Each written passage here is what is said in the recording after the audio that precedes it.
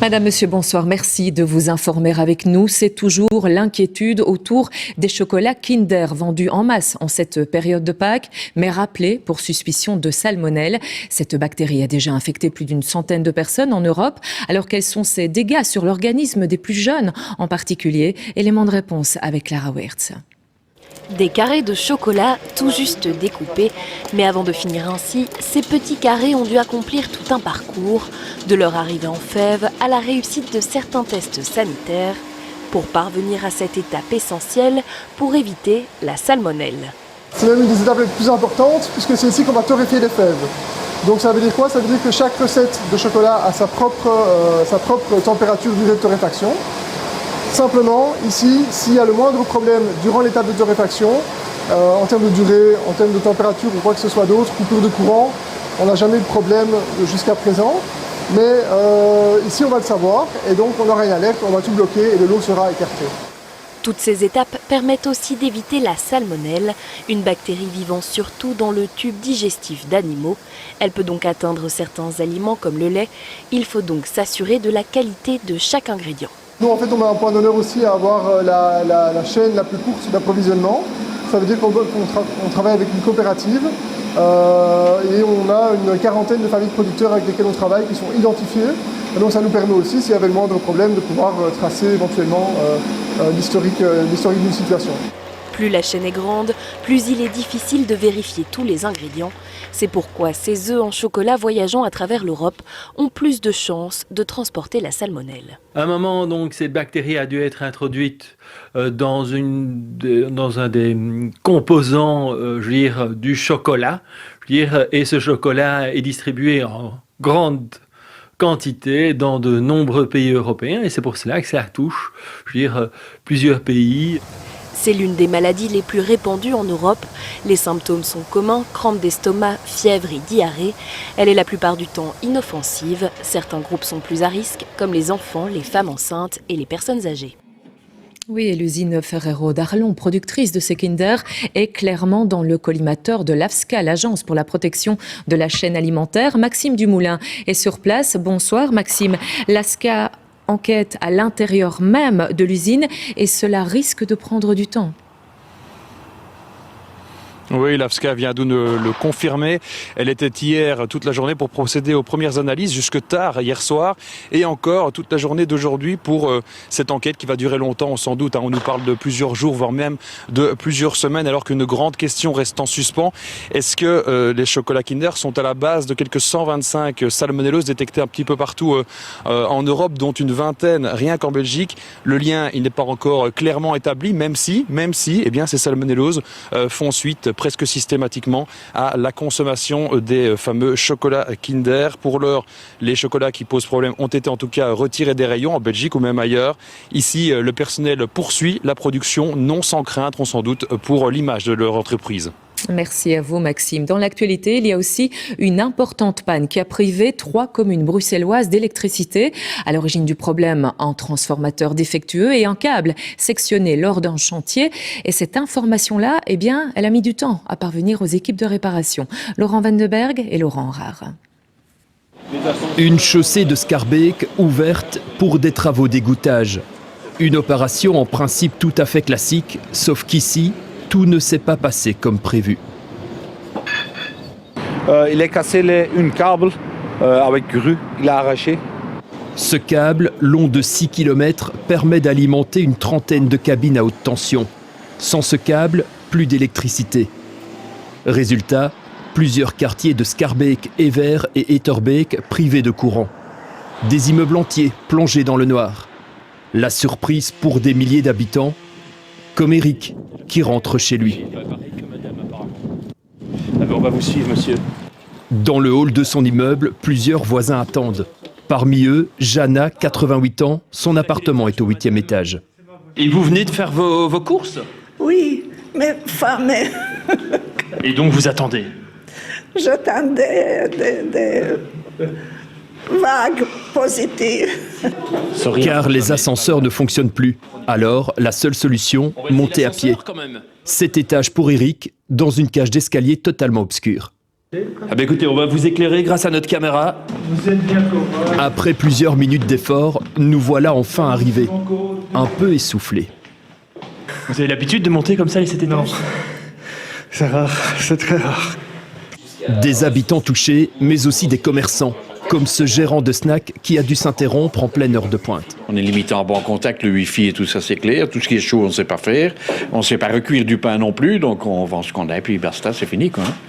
C'est l'attente. Et puis si l'attente dure trop longtemps, il ira acheter aussi, ça c'est clair, parce que les frigos c'est pas éternel. Le gestionnaire du réseau assure tout faire pour réparer au plus vite les dégâts et permettre aux habitants d'avoir de nouveau du courant. Et si vous regardiez notre Trésor à la mi-journée, si vous avez tenté de suivre nos programmes télé et radio aussi sur Viva ou Typique par exemple, vous avez remarqué quelques problèmes. La RTBF est d'ailleurs encore impactée, peu de sous-titres par exemple dans ce journal. Bonsoir Éric Bévert, journée compliquée.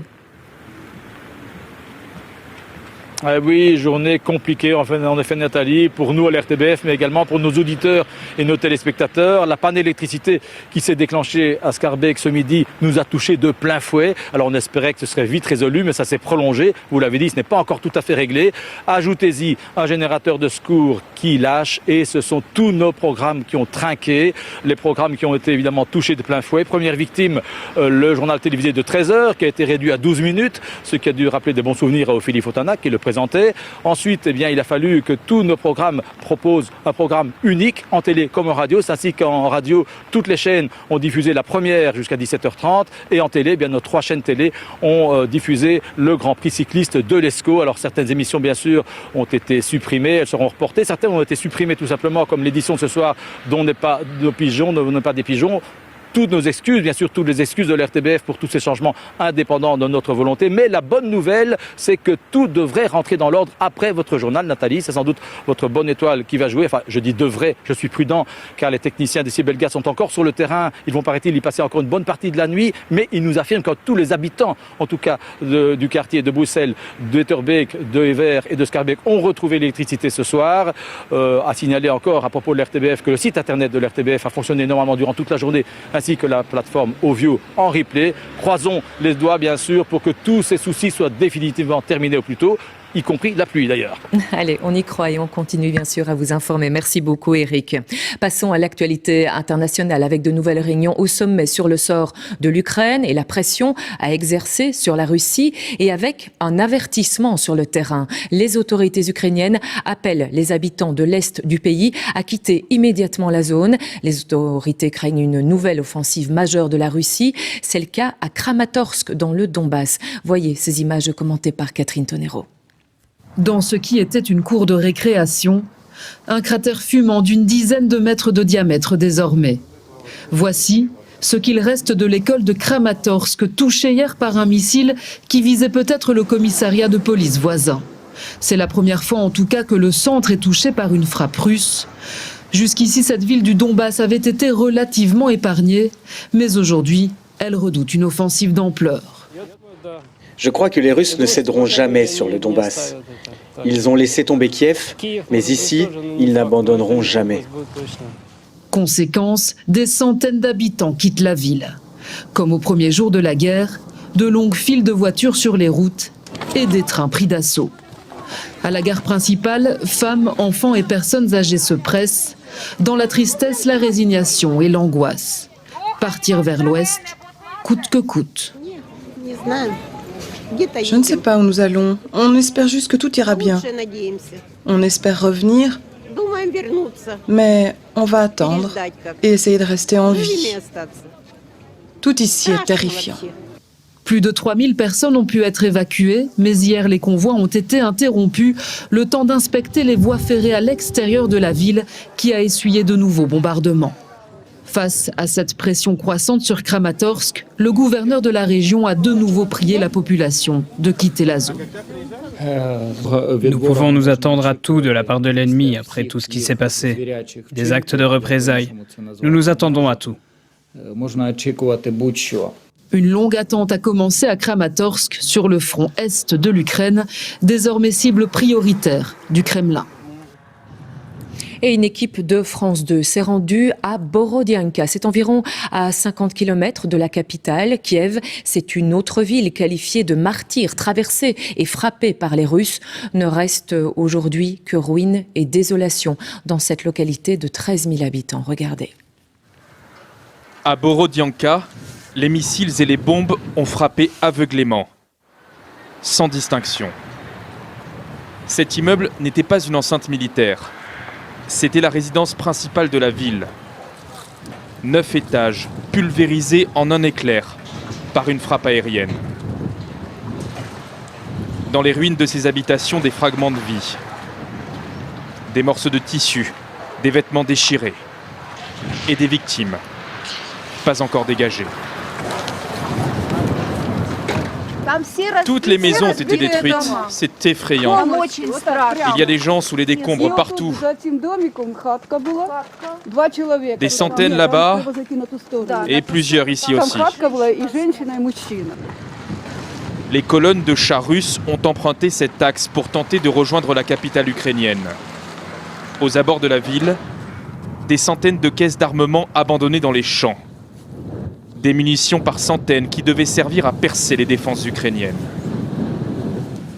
Sur l'autoroute principale qui mène à Kiev, ce convoi de renforts logistiques russes, il a été stoppé net ici par l'armée ukrainienne. Regardez les obus à destination de la ligne de front.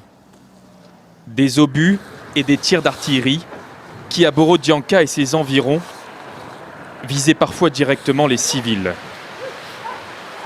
Au moins 200 victimes ont déjà été recensées par le maire de la commune. Dès qu'ils sont arrivés à Borodianka, ils ont commencé à tirer de manière indiscriminée sur les hauts des maisons avec leurs tanks. Dès qu'ils voyaient une fenêtre ouverte, ils ouvraient le feu. Des habitants aujourd'hui inhumés dans des recoins de terre, derrière les bâtiments. Un travail douloureux pour ces soldats ukrainiens. Il y a une dizaine de corps enterrés là.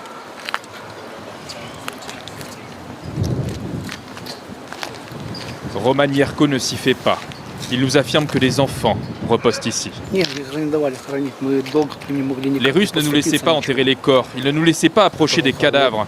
On a commencé à les mettre en terre il y a quelques jours seulement. Le deuil de toute une ville face à cette plaie béante. Voilà qui referme ce journal réalisé dans des conditions un peu particulières, en configuration légère. Merci tout de même de votre attention. Merci à toutes les équipes du JT, à toutes les équipes techniques également. Très belle soirée à vous et à demain.